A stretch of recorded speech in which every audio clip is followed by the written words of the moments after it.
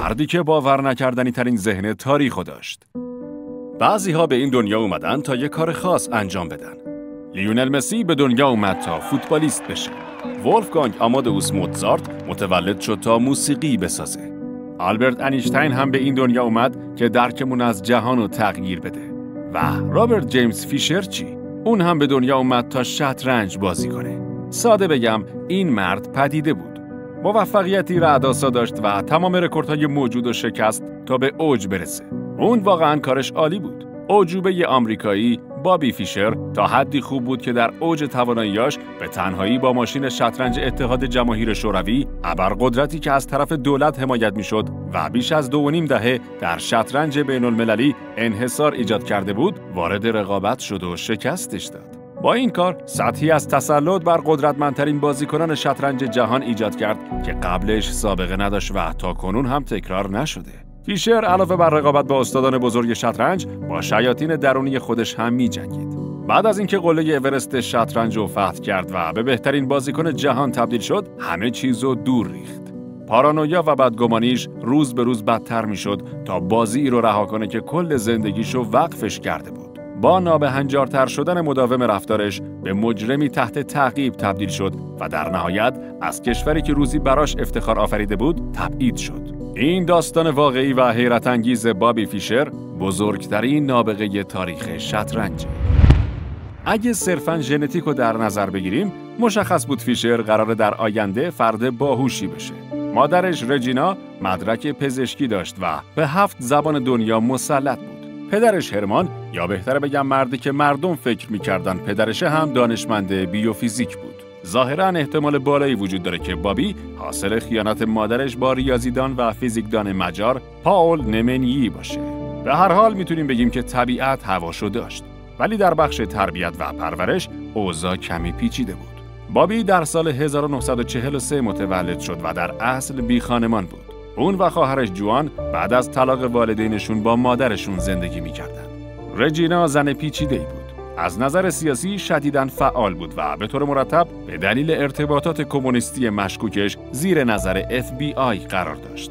بابی هیچ وقت رابطه نزدیکی با مادرش نداشت و زمانی که 16 سالش شد، مادرش اونو ترک کرد تا در یکی از خطرناکترین محلات بروکلین به تنهایی زندگی کنه و خودش هم فعالیت پزشکیشو ادامه داد. داستان از زمانی شروع شد که بابی 6 ساله بود، چون همون موقع بازی رو کشف کرد که زندگیشو تغییر داد. خواهرش تخته شطرنج خرید و از توضیحات داخل جعبه هر دوشون نحوه جابجا شدن مهره‌ها رو یاد گرفتن. در ابتدا شطرنج فقط براشون سرگرمی بود، ولی به مرور زمان بابی بیشتر و بیشتر به شطرنج فکر می‌کرد.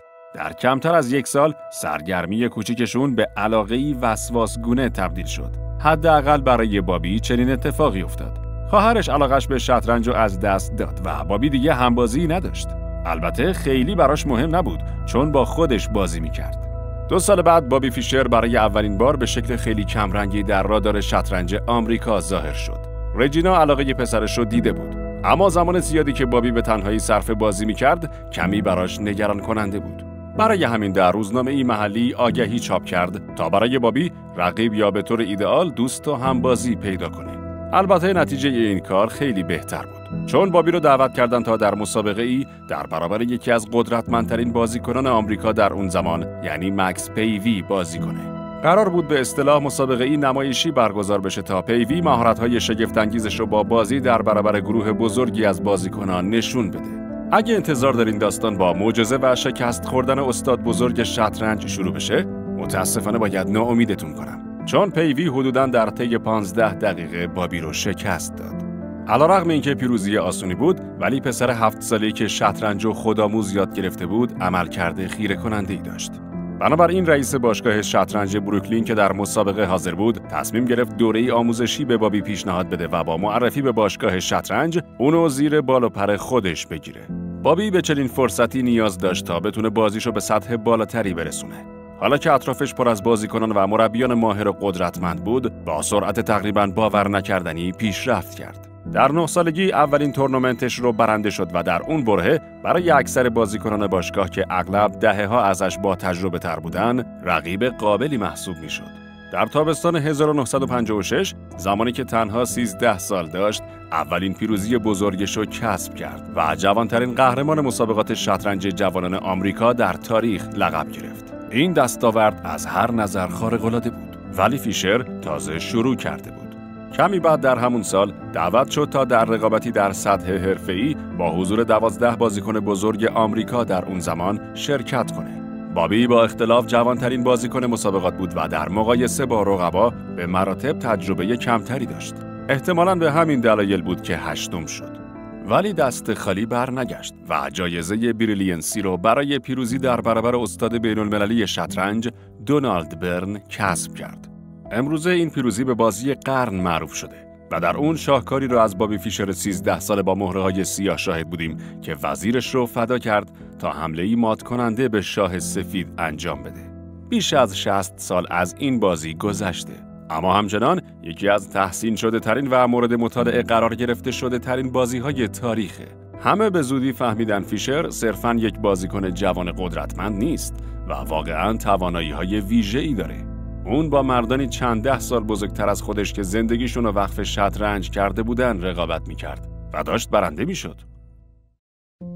سال بعد در 14 سالگی قهرمان شطرنج آمریکا شد و رکوردی زد که همچنان پابرجاست. فیشر در طی 10 سال بعدی 7 بار دیگه هم در مسابقات قهرمانی آمریکا شرکت کرد و هر دفعه قهرمان شد.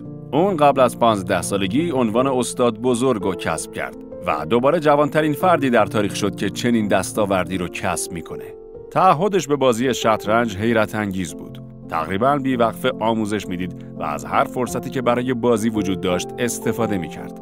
حتی کمی زبان روسی هم یاد گرفت تا بتونه کتاب‌ها و مجلات اتحاد جماهیر شوروی رو بخونه. در اون زمان هنوز دانش آموز بود، ولی میتونیم ادعا کنیم تحصیلاتو خیلی جدی نمیگرفت. فیشر در 16 سالگی ترک تحصیل کرد تا تمام وقت روی شطرنج تمرکز کنه. در ضمن نکته کاملا بی‌ربطی هم در این مورد وجود داره که صرفاً تصادفی بوده. ولی بابی فیشر با باربارا استرایسند و نیل دایموند هم مدرسه‌ای بوده. حتی استرایسند اعتراف کرد مدتی روی قهرمان آینده شطرنج کراش داشته و حتی همون زمان هم اونو نابغه میدونسته. البته درست هم میگفت. مشخص شد که آیکیوی فیشر بالاتر از 180 بود که آیکیوی خیلی بالایی محسوب میشه. در مراحل ابتدایی حرفش نشانه‌هایی از خوب نبودن در فیشر مشاهده میشد. تند خوب بود و از مسئولین برگزاری مسابقات درخواست‌های عجیب و غریبی داشت. وقتی درخواست‌هاش اجابت نمیشد که اغلب هم همینطور بود، به سادگی از بازی در مسابقات سر باز میزد. همچنین عادت بدی داشت و هرچی به ذهنش میرسید و میگفت. البته لزوماً کار بدی نیست، ولی متاسفانه ذهن زیبای فیشر ایده‌های نسبتاً زشتی هم داشت. علیرغم یهودی بودن مادرش، اکثر دوران بزرگسالیش شدیداً ضد یهودیت بود. شرایط تبعیض‌آمیز بعداً در اون به عقده تبدیل شد و فیشر در برابر دوربین سخنان نابخشودنی به زبون آورد، مخصوصاً زمانی که سنش بالاتر رفت. ولی بعداً راجع بهش صحبت می‌کنیم. چنین شرایطی واقعاً ناراحت کننده بود، چون وقتی اجازه میداد شطرنج به جای زبونش صحبت کنه، فصاحت و بلاغتی استثنایی داشت. رفتار پرخاشگرانش با مسئولین تورنمنت در دهه 60 آسیبی جبران نشدنی به حرفش زد و برای مدت طولانی در هیچ مسابقه‌ای شرکت نکرد. اجازه بدین مثالی از لجبازیش رو براتون تعریف کنم. مثلا در یکی از مسابقات برجسته در وسط بازی با اینکه وضعیتش از حریف بهتر بود، به دلیل بحث راجع به زمانبندی انصراف داد. نه تنها از پیروزی احتمالی در تورنمنت انصراف داد، بلکه این تصمیم مستقیما باعث شد چندین سال متوالی نتونه در مسابقات قهرمانی جهان شرکت کنه و جایزه نهایی شطرنج رو ببره. با اینکه مدام کلید خود تخریبی رو فشار میداد، ولی در نهایت در اوایل دهه 70 فرصت پیدا کرد در مسابقات قهرمانی جهان شرکت کنه. زمانبندی هم براش عالی بود، چون داشت به آماده ترین ورژن میرسید و از اونجایی که قهرمان مسابقات کاندیداها شده بود، اجازه پیدا کرد با قهرمان وقت شطرنج در جهان، استاد بزرگ اتحاد جماهیر شوروی بوریس اسپاسکی بازی کنه. فیشر در 1/4 نهایی این مسابقات استاد بزرگ مارک تایمانوف رو با نتیجه مقتدرانه 6-0 شکست داد. سپس در نیمه نهایی همین نتیجه رو در برابر استاد بزرگ دانمارکی بنت لارسن تکرار کرد. چنین نتایجی در سطح بالای شطرنج تقریباً نادره و اکثر مسابقات بین بازیکنان بزرگ با نتیجه تساوی به پایان میرسند. فیشر قبل از ورود به مسابقات کاندیداها هم رکورد پیروزی متوالی عجیبی داشت و بعد از پیروزی در اولین بازیش در فینال مقابل استاد بزرگ افسانه‌ای شوروی تیگران پتروسیان در برابر بهترین بازیکنان جهان به مجموع 20 برد متوالی رسید. اگر نتایج شطرنج رو دنبال کنین، متوجه میشین که رسیدن به چنین نتیجه‌ای چقدر محاله. در اون زمان قهرمان سابق جهان میخائیل بوتوینیک این اتفاقات رو معجزه توصیف کرد. اگر نتایج شطرنج رو دنبال نمی‌کنین، صبر کنین اینطوری براتون توضیح بدم. تا حالا هیچ کس در تاریخ مدرن بازی حتی به این میزان پیروزی متوالی نزدیک هم نشده. به احتمال زیاد بعداً هم چنین اتفاقی نمیفته. این آمار غیر ممکن بود، ولی بابی فیشر انجامش داد. واقعاً سخته توضیح بدم عملکرد فیشر در اون دوران چقدر دیوانه کننده بود، ولی بذارین سعیمو بکنم.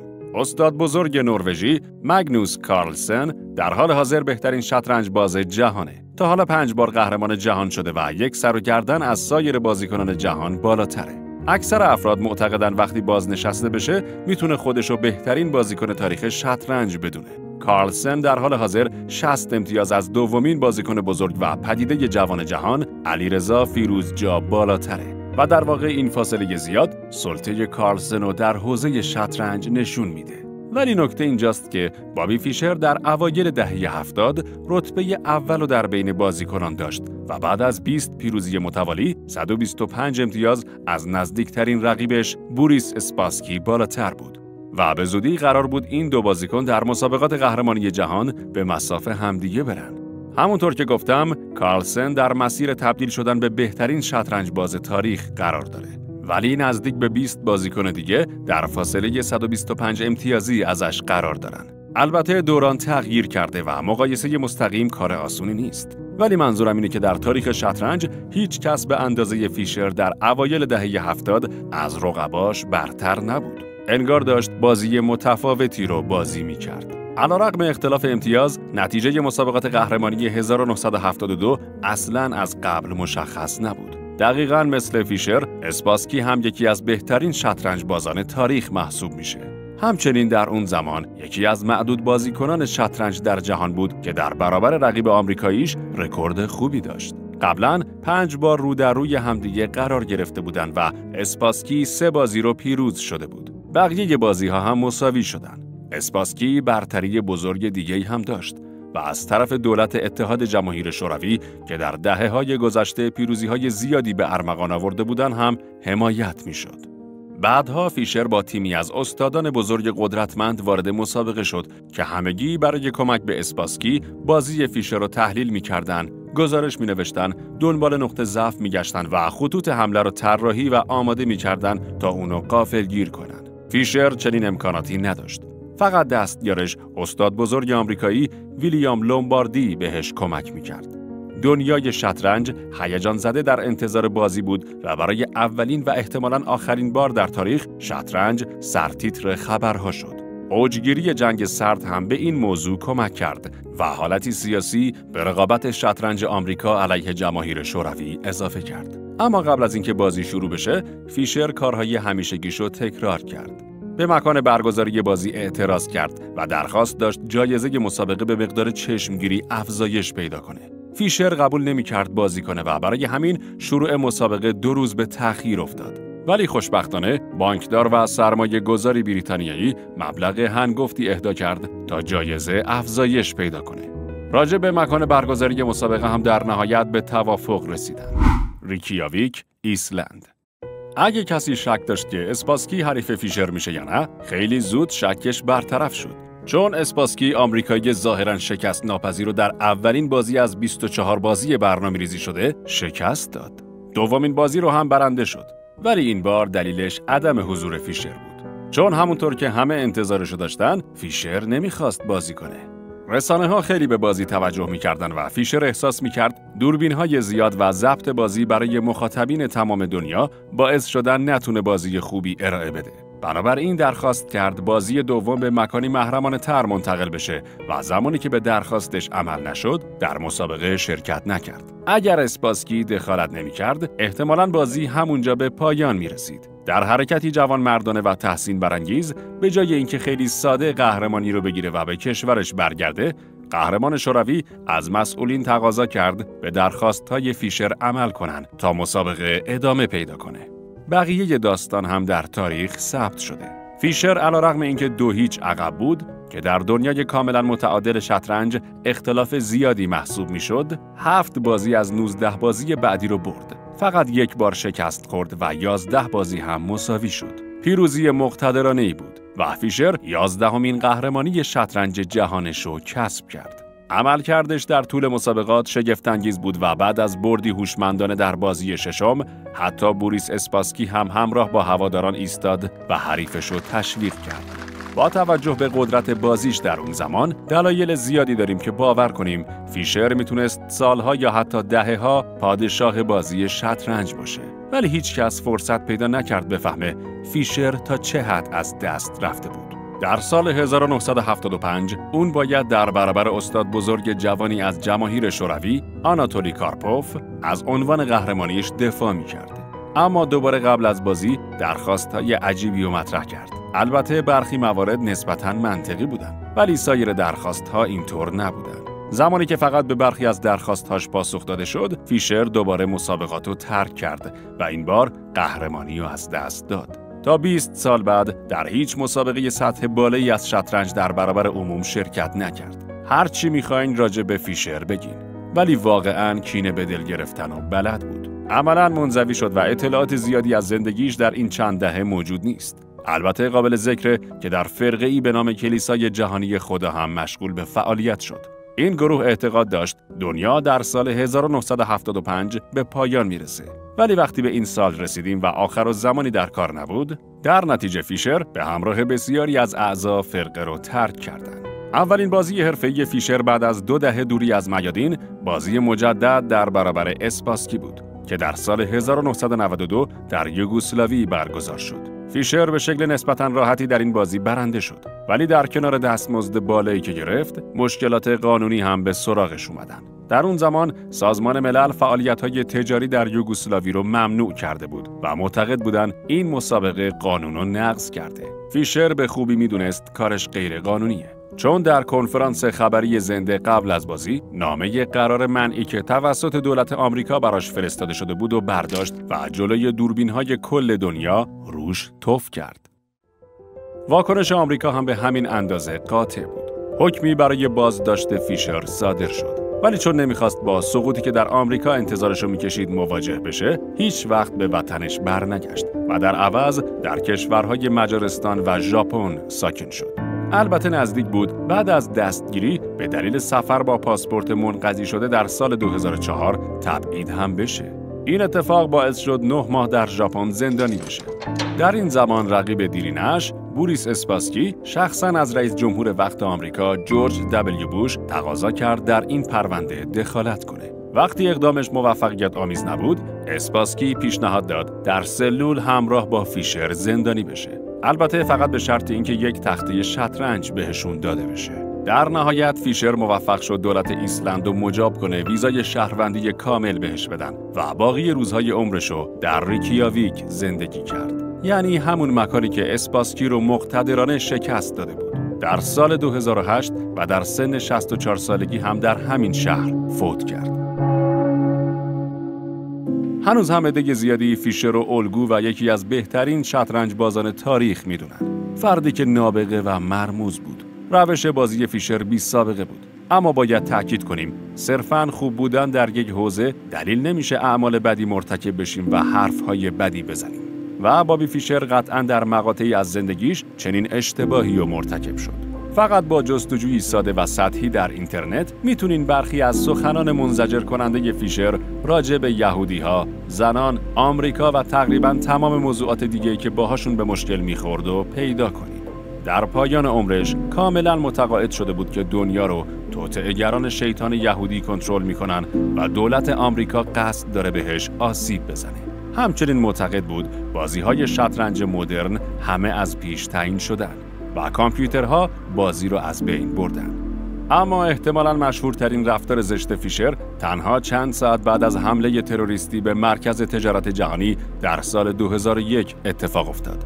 اون در مصاحبه‌ای تلفنی اقدام تروریست‌ها رو تحسین کرد و مرگ و نابودی حاصل از اعمالشون رو تبریک گفت. با توجه به رفتارهای غیرعادی، پارانویاگونه و نظرات افراطی فیشر، عده زیادی معتقدن اون به یک بیماری روانی مبتلا بود. به نظرم احتمالش کم نیست، ولی هیچ وقت رسما تحت آزمایش قرار نگرفت. بنابراین جواب دقیقش رو نمیدونیم. افرادی که فیشر رو به خوبی میشناختن، با اینکه تعدادشون کم بود، اکثرا موافق بودن رسانه‌ها سخنانش رو اشتباه متوجه میشن و غلط منعکس میکنن. البته باید بگیم بیشتر سخنان فاجعه بارش در برابر عموم مردم گفته شده. اگه لحظه این بحث ها رو کنار بذاریم، هیچ شبهه‌ای وجود نداره که فیشر یکی از شگفت‌انگیزترین شطرنج بازان تاریخ بود. گری کاسپاروف 6 بار قهرمان مسابقات جهانی شطرنج شد. مگنوس کارلسن هم در حال حاضر 5 قهرمانی داره. این آمار نشون میدن فیشر در زمان اوجش چقدر ماهر بود که اسمش در کنار اسطوره‌های این بازی نوشته شده. علیرغم زمان نسبتاً کوتاه فعالیت و تنها قهرمانی جهانش، به سختی میتونین لیستی از بهترین بازیکنان تاریخ شطرنج رو پیدا کنین که فیشر در بین 3 شطرنج باز برترشون نباشه. شاید دوران بازیش کوتاه باشه، ولی در دوران اوج شکست ناپذیر بود. در ورزشی که نتیجه مورد انتظار تساوی بود، بابی جیمز فیشر رقبای سطح جهانی رو طوری شکست میداد که انگار داره با بچه‌ها بازی میکنه. هر نظری که راجع به این مرد داشته باشین، باید قبول کنین به دنیا اومده بود تا شطرنج بازی کنه. خیلی ممنون که تا انتهای این ویدیو همراهمون بودید. اگه این ویدیو رو دوست داشتید، لطفاً کانال ما رو سابسکرایب کنید و زنگوله رو هم بزنید تا از جدیدترین محتواهای ما مطلع بشید. اگه موضوعی هم مد نظرتونه، لطفاً تو کامنت ها بگید تا درباره‌اش ویدیو بسازیم.